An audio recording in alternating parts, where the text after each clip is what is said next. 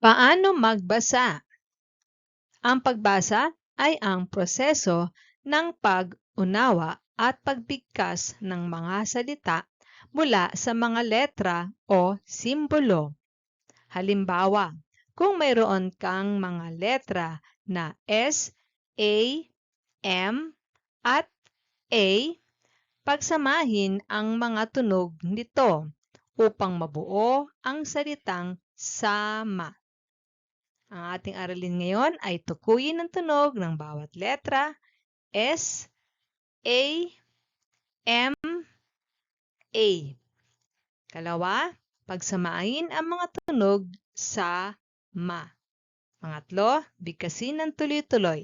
Sama. Umpisahan natin. Ano ang mga tunog ng mga sumusunod na letra?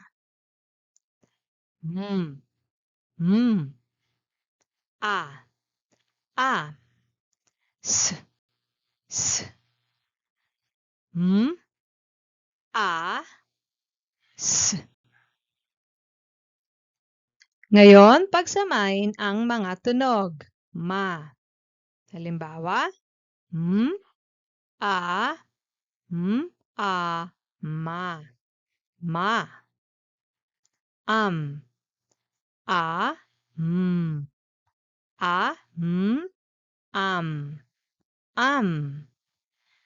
Sa. S, A, S, A, sa. Sa. As.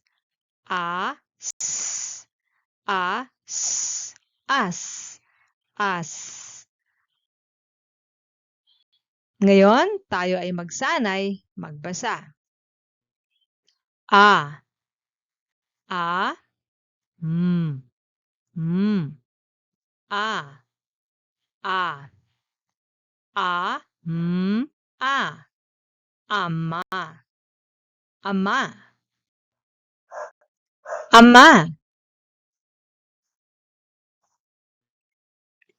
asa, a, s, a, s, a, asa, asa, asa, asa, mama, a, a, a, a, mama, mama, mama, sama, s, a,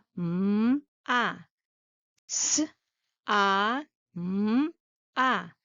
sama, sama, sama,